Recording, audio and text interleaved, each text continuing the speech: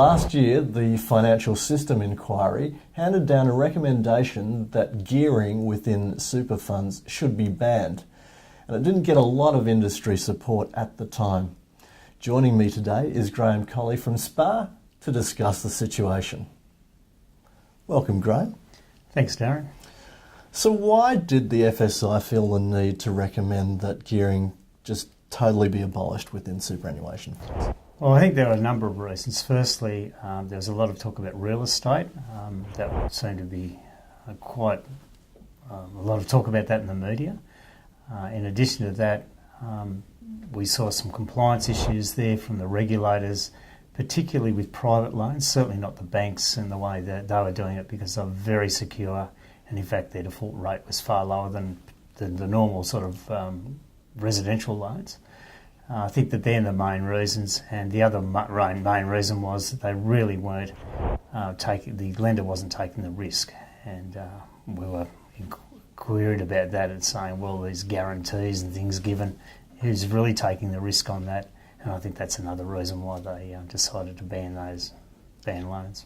Were any of those reasons, in your opinion, particularly valid, or were they just pandering to a lot of the noise that happens in the industry? Well, to some degree, I think it was pandering to the noise. There was certainly a lot of talk about residential property being invested by self-managed funds, and the evidence from the ATO wasn't that wasn't the case. In fact, when you have a look at the statistics, a high proportion of that was in commercial property, not in residential property. So I think those fears are unfounded.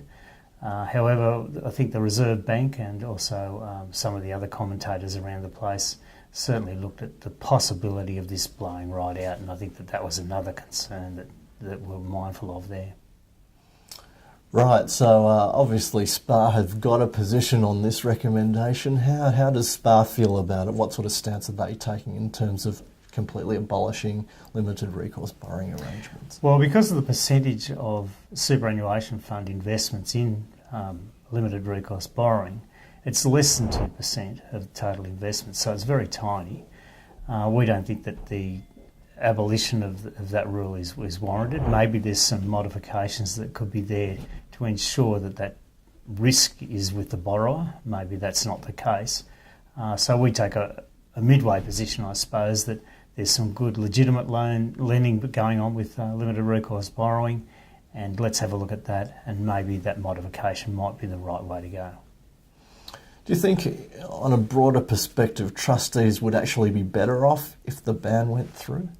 Well, I don't think it would change, because there's such a small proportion in limited recourse borrowing anyway that the vast majority of self-managed funds do not go into limited recourse borrowing. And when you talk to many financial planners about that, they'll say, yeah, we get people coming into and talking about it, but that's as far as we go. And I think that's probably where we're at with it. Okay, Graeme, well, speaking of trustees, the 2015 SPAA National Conference is coming up in Melbourne in February, and trustees are the focus this year. What are some of the key themes that will be presented at the conference? Well, we're just a few weeks away from it, and we're really looking forward to that. This year we've split it up into a different way. In previous years we've broken it down into, I suppose, professional or occupational categories. This year we're looking at trustees and how they would see it, so the mums and dads who are members of the self-managed funds. So what we've done, we've broken that down into the drawdown phase, into the transition phase and the accumulation phase.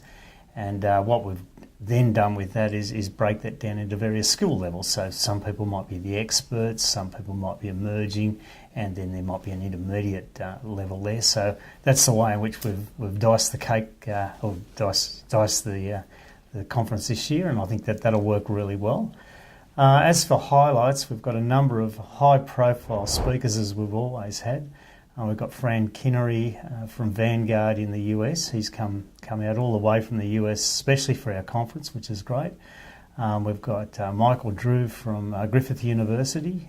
He's going to talk about the drawdown phase and how that impacts, and some of the research he's done, which is very interesting. Then we've got all our technical sort of usual, if I can say usual, sessions. Those are talking about non-arm's length income because of what the ATO has done last year and there's interpretations. We're talking about death benefits and estate planning. Stephen Burke's doing an excellent presentation on that. I've already seen that one, which is great.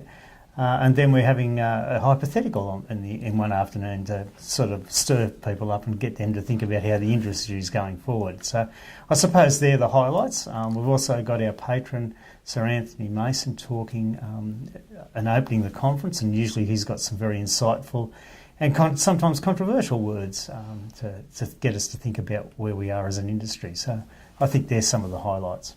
All right, that sounds fantastic. So that's the 2015 SPAA National Conference. It's being held between the 18th and the 20th of February at the Melbourne Exhibition and Convention Centre. So get along to that if you are a professional in the industry. Just like to thank you for your time discussing all that this afternoon with me, Graeme.